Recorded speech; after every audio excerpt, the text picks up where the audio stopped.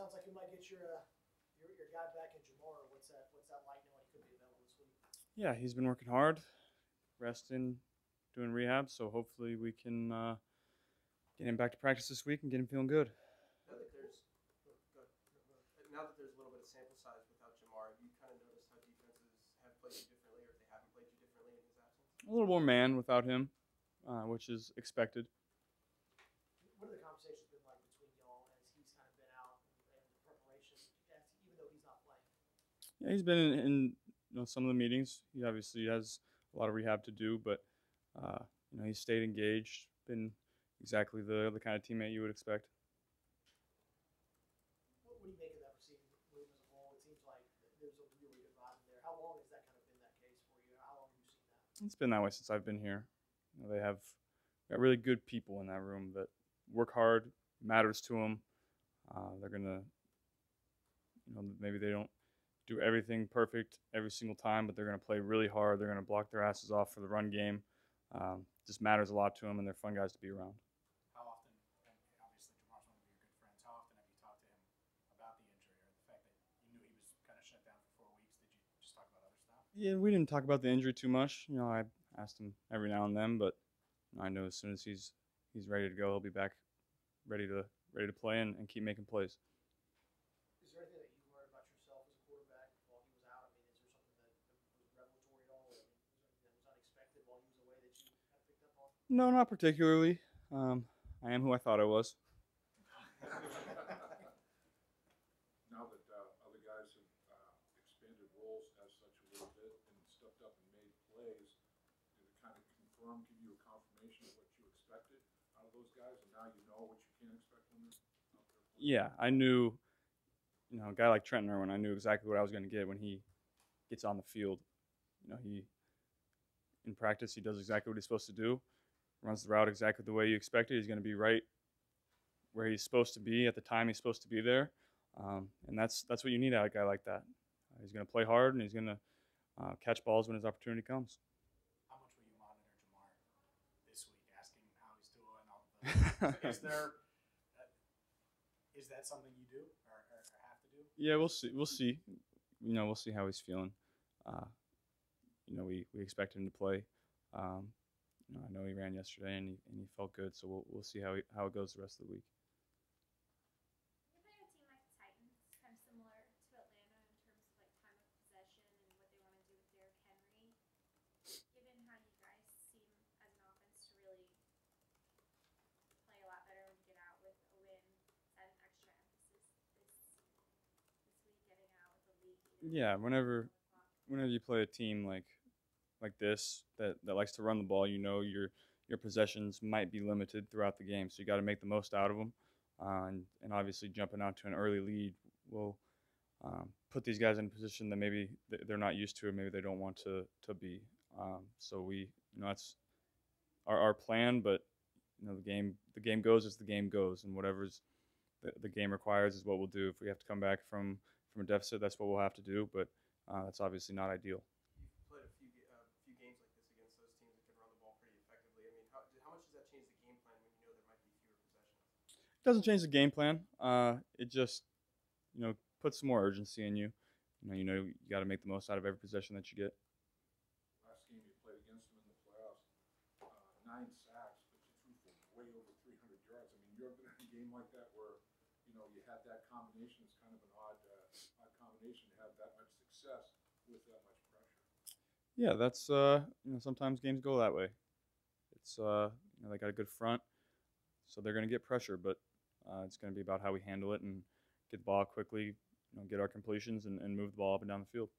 What do you remember the most about that Tennessee game and kind of what it did for you all in that playoff run? Tough physical game. They always bring the physicality, so we got to match, if not exceed their effort and their physicality, and that's how we're going to have to win the game. I think that game is one of the reasons that Kappa and Karras and Cordell even are here right now. What kind of growth have you seen from that interior of the O-line from week 1 till now, just as a unit? Yeah, I think those guys are playing as good as anybody in the league right now. As much as we just straight drop back, it's really been great to see the growth of of those guys up front, and the communication and the camaraderie and chemistry. We got a great culture in that room, and they just keep getting better and better. I'm really excited about where they're at. With them setting the depth of the pocket and just keeping the pressure at bay, what does that allow you to do more of? How does that help you? Yeah, it makes it easier on me because I can step up into the pocket and really, drive throws where those guys are being really firm and protecting great inside, and so I can set the pocket deep and step up and make tight throws down the field without anybody on my feet, and it really lets me step into that and drive it. Is it a trust level thing? Because I mean, the other day you were stepping up, moving all around, and seeing the field really well. Obviously, did you notice that you were able to, even when there was a breakdown, say for Cordell or whoever, you were able to hide that, mask that, and get the ball down the field? Yeah, that's when everyone is working together as a unit, then there's always space for me to step up and try to make plays and escape the pocket if it's not there. And like I said, those guys are not just, even if they lose, they're still fighting and they're always there. They're never just, they don't get beat at the line of scrimmage and then give up. If they get beat early, they're gonna fight back and get a piece of them. So then maybe I can step up and get out. Since that game, how have you improved against pressure? What have you done to be better against pressure since that game? I've just seen more football. I, can get the protections directed a little better than I could. Just getting the ball out quickly. Another year in the offense. Understanding where the ball is supposed to go. Is that maybe the biggest thing is getting the ball out because because you just had more reps and threw it more?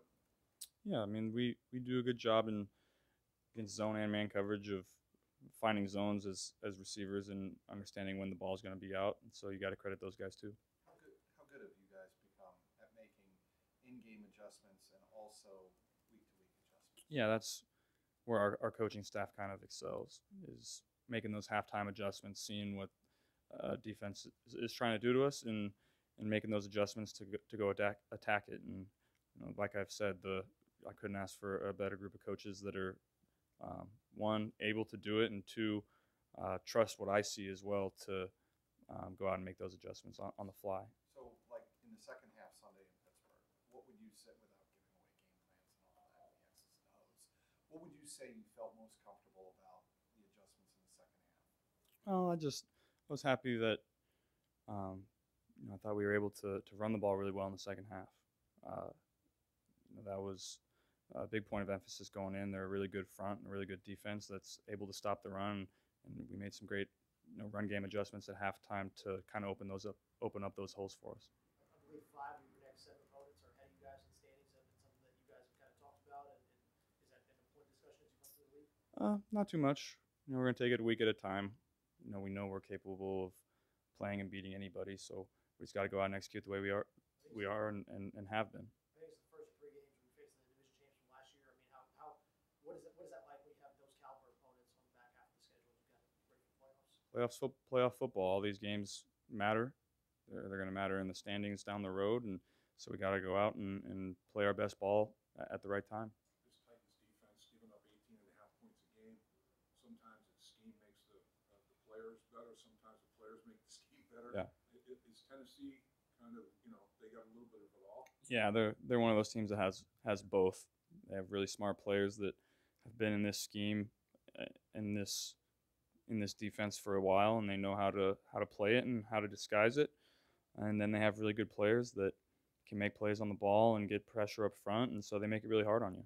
I asked Brian about this last week, and I know you've always been really confident in what T. Higgins can do, but with the last games that he's had without Jamar Chase, kind of talking about how he's able to play as the #1 wide receiver.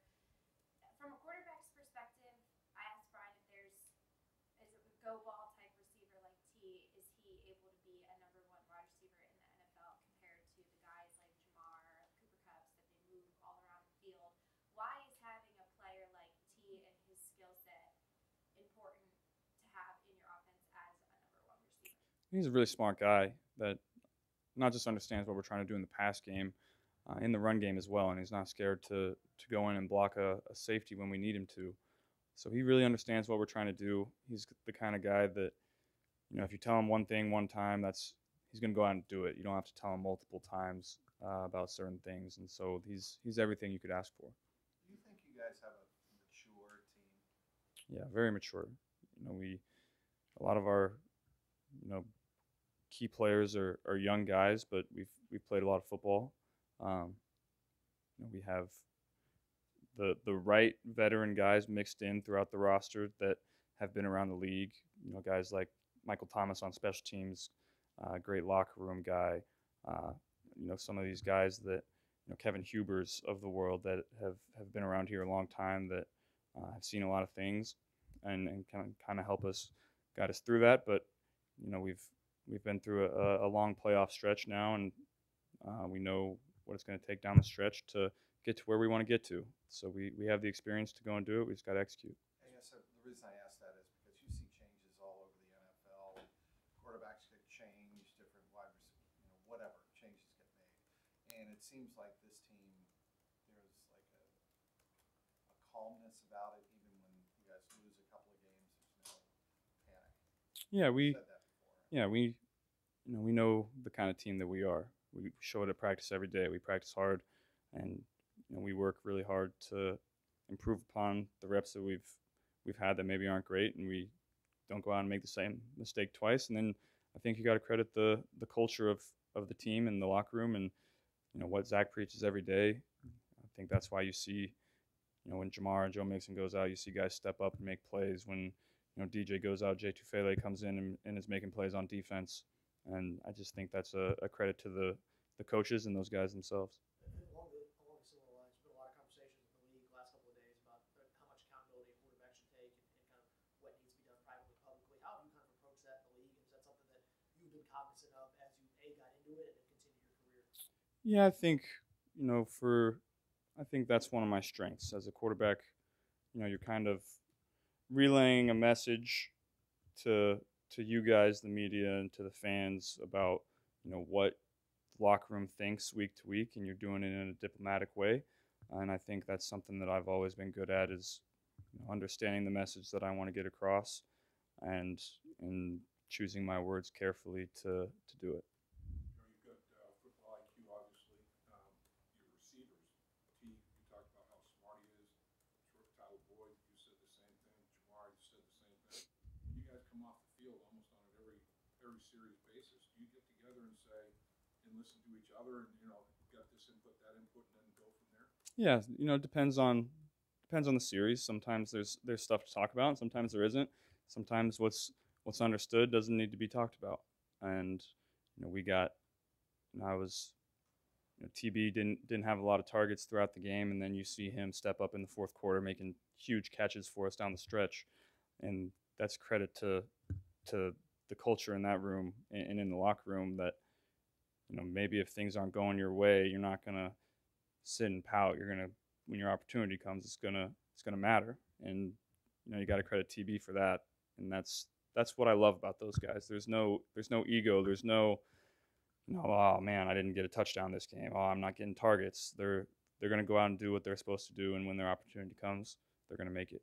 It didn't look like they were doubling T much. Did they double Tyler? Or were they trying to take him away? Depend. They did a couple times over the middle. They did a good job kind of disguising it. So what's your experience with revenge or revenging games, payback games, whether it was your guys against the Steelers for the opener or them for this playoff loss last year in their place? How big of a factor, and do you believe in using it as a motivation, and how do you see it from the other side? No, not really. Every game is its own entity, and obviously, you think about it, but it doesn't really affect your game planning or the way you play or the way you practice or anything.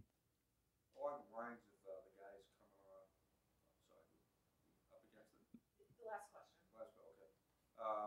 What same line about the guys coming off the bench? What does it mean when you actually see P. Ryan, Travion Williams, Chrisman, Taylor Britt? What does it actually mean that these guys step up and do something? Is it a tangible?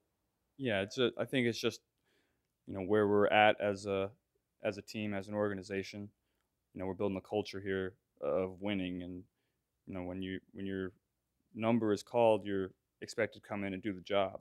And it's also a credit to those guys who maybe aren't getting the reps throughout the weeks, and then all of a sudden they're thrown into the fire, and they've excelled.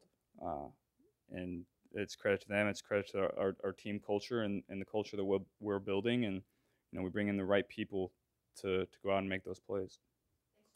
Thank you, Joe. Thanks, Joe.